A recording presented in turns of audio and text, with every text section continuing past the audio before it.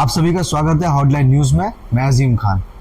UPSC, Union Public Service Commission, Bharat की चुनिंदा परीक्षाओं में से सबसे महत्वपूर्ण और सबसे कठिन परीक्षा, जिसमें जनरल कैटेगरी में 6 अटेम्प्ट्स 32 साल उम्र, ओबीसी में 9 अटेम्प्ट्स 35 साल उम्र और एससी और एसटी में अनलिमिटेड अटेम्प्ट्स और 37 साल उम्र की एक निर्धारित सीमा तय की गई है, जिसका मतलब होता है कि आप इसके खिलाफ नहीं जा सकते।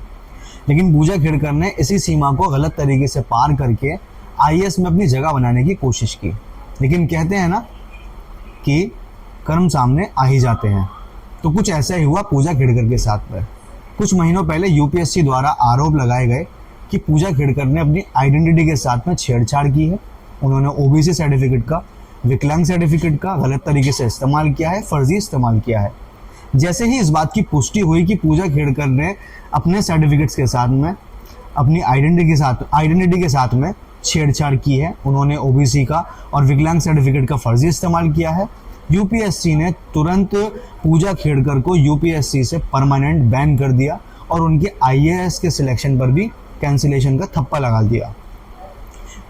ये एक्शन बेहद ही ज़रूरी था पूजा खेड़कर के खिलाफ, ताकि कल को चल करके कोई दूसरी पूजा या कोई अन्य इस ओहदे के साथ में, इस पद के साथ में, इस एग्ज़ाम के साथ में खिलवाड़ ना कर सके, इसके साथ में छेड़छाड़ ना कर सके। देखो, हमें ये बात समझने की ज़रूरत है कि इस देश को चलाने के लिए नेताओं के साथ साथ इन ऑफिसर्स का होना और बहुत ज़रूरी है, क्योंकि ये ऑफिसर्स का योगदान बहुत ही महत्वपूर्ण है इस देश को चलाने में। अगर ये ऑफिसर्स ना हो, ब्यूरोक्रेट्स ना हो, तो ये देश नहीं चल पाएगा। जो लोग यूपीएससी में बैठना चाहते हैं, इस ओहदे को पाने की इच्छा रखते हैं, उन्हें पूजा खेड़कर से सबक लेने की ज़रूरत है। देखिए, मैं उन लोगों से एक बात कहना चाहूँगा जो इस ओहदे को पाना चाहते हैं, इस एग्ज़ाम में बैठना चाहते हैं।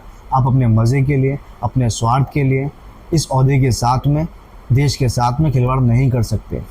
और इस मामले की गंभीरता को समझते हुए यूपीएससी को और भी सतर्क होने की ज़रूरत है। ऐसे ही और अपडेट्स के लिए हमारे चैनल हॉटलाइन न्यूज़ को सब्सक्राइब कीजिए। मैं मुंबई से अजीम खान और आप देख रहे हैं हॉटलाइन न्यूज़।